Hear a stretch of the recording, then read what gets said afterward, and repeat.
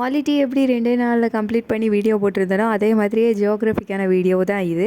2 நாளில் எப்படி ஜியோகிராஃபியை ஃபுல்லாக கம்ப்ளீட் பண்ண போகிறோம் அப்படின்றத தான் பார்க்க போகிறோம்.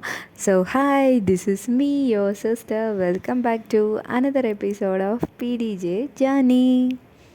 எஸ், சொன்ன மாதிரியே நான் வந்து ஆல்ரெடி வந்து நம்மளோட first topic solar system universe அந்த முடிச்சு இப்போ வந்து எவரெஸ்ட் பார்த்துட்ருக்கேன். நம்ம வந்து நம்மளோட நோக்கம் என்ன அப்படின்னா, நான் புக்கில் ரீட் அவுட் விட்டுருக்கிறேன்.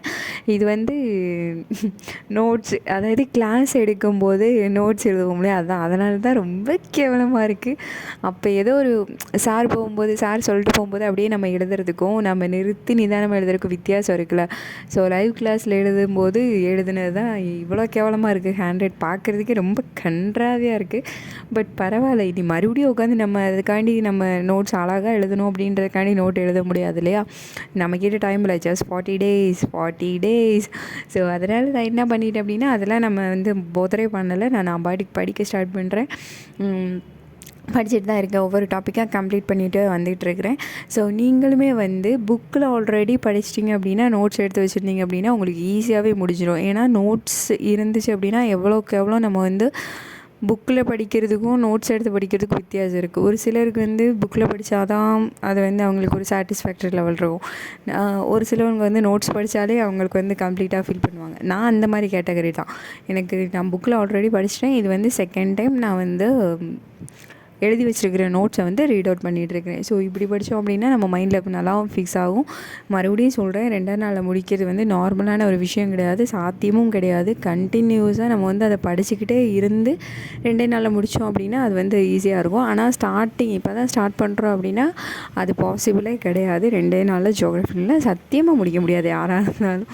நான் வந்து ஆல்ரெடி படிச்சிருந்தேன். அதனால் நான் நோட்ஸ் எழுதி வச்சுருந்ததுனால எனக்கு ஓகே, நான் முடிச்சிருவேன் அப்படின்ற நம்பிக்கை எனக்கு இருக்குது. எஸ், நான் முடித்து உங்களுக்கு வீடியோ அதையும் கம்ப்ளீட் பண்ணி நான் போடுறேன். ஓகேவா. பாலிட்டிக்கும் நான் ஒரு வீடியோ போட்டிருந்தேன். என்ன அப்படின்னா, நான் 2 நாளில் படிச்சுட்டு அதை நான் அப்படியே விட்டுட்டேன். எந்த சப்ஜெக்டாக இருந்தாலும் நம்ம என்ன படித்தாலும் ரிப்பிட்டேஷன் இருந்தால் மட்டும்தான் நம்ம மைண்டில் ஃபிக்ஸ் ஆகும். அதை மட்டும் நீங்கள் மைண்டில் ஃபிக்ஸ் பண்ணி வச்சுக்கோங்க.